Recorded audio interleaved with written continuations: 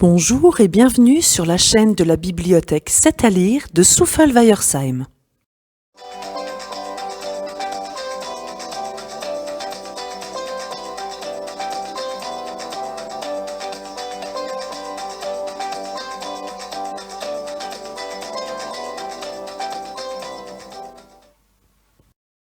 C'est l'histoire d'Albina, la girafe blanche qui voulait ressembler à une vraie girafe.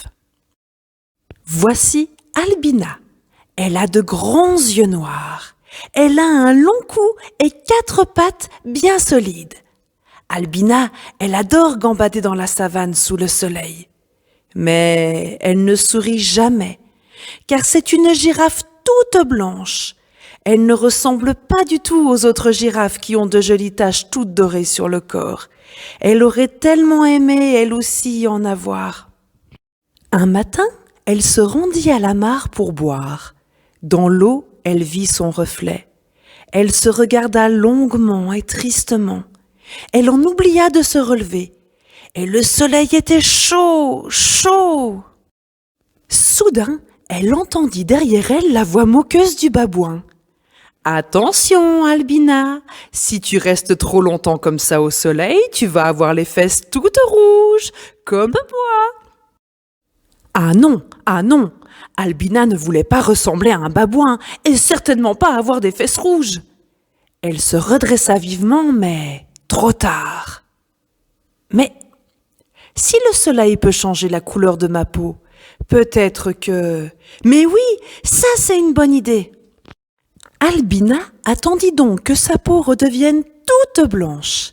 Et quand le soleil tapa très très fort sur la savane, elle s'installa derrière un arbre aux feuilles toutes rondes.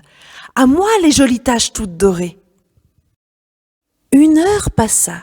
Le soleil avait dessiné de jolies taches sur tout le corps de la girafe blanche. Albina s'apprêtait à s'admirer dans la mare quand elle entendit un gros éclat de rire derrière elle. « Waouh, Albina, super ton pelage de léopard !» C'est raté. Mais il en fallait plus pour décourager Albina. Elle voulait vraiment ressembler à une vraie girafe. Alors elle attendit quelques jours pour redevenir toute blanche. Et cette fois-ci, elle s'installa derrière un arbre plein de piquants. Il faisait bon là sous le soleil, et Albina était toute contente en pensant au résultat. Mais tout à coup, elle entendit un gros rire qui venait de la rivière. « Mouf, mouf, mouf, mouf ! Oh, très réussi ta peau de croco! Et c'est pour faire rire les copains ?» Ah non, là, c'en était trop. Albina ne voulait pas ressembler à un babouin, ni à un léopard, et encore moins à un gros croco.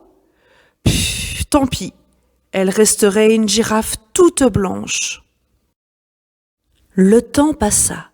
Albina ne cherchait plus du tout à se fabriquer des taches. Et dans la savane, il faisait de plus en plus chaud, de plus en plus chaud. Tous les animaux étaient inquiets. Il allait bientôt falloir partir pour trouver à nouveau de l'eau. Même Baron l'éléphant était formel. Il faut partir, et il faut partir de nuit. Oui, mais qui allait guider tous les animaux dans le noir? Moi je peux, répondit le babouin. J'irai de branche en branche et tout le monde me verra. Mais non, répondit Baron. Les petits animaux ne te verront pas, eux. Et puis, il n'y a pas assez d'arbres dans la savane. Moi, dit le léopard. Je galoperai pour trouver de l'eau. Et croyez-moi, j'ai du flair. Mais non, répondit Baron. Tu irais beaucoup trop vite et beaucoup d'animaux ont beaucoup trop peur de toi. Allez, c'est pas compliqué, dit le crocodile. Moi, je vous guiderai. L'eau, ça me connaît. Pas du tout, répondit Baron. Dans le noir au ras du sol, on ne te verrait pas du tout. Non, ça ne peut pas aller. Non, il faut quelqu'un de grand, très grand. Quelqu'un de sage, en qui nous avons tous confiance. Mais surtout, quelqu'un que tout le monde puisse voir dans la nuit noire. Mais alors, qui est assez grand pour que tout le monde le voie? Qui donc a un pelage si lumineux qu'il brille dans la nuit? Mais oui, c'est Albina, Albina la girafe toute blanche. Alors, tous les animaux se mirent à marcher derrière la belle girafe. Elle comprit enfin l'importance de sa différence. Elle souriait dans le noir.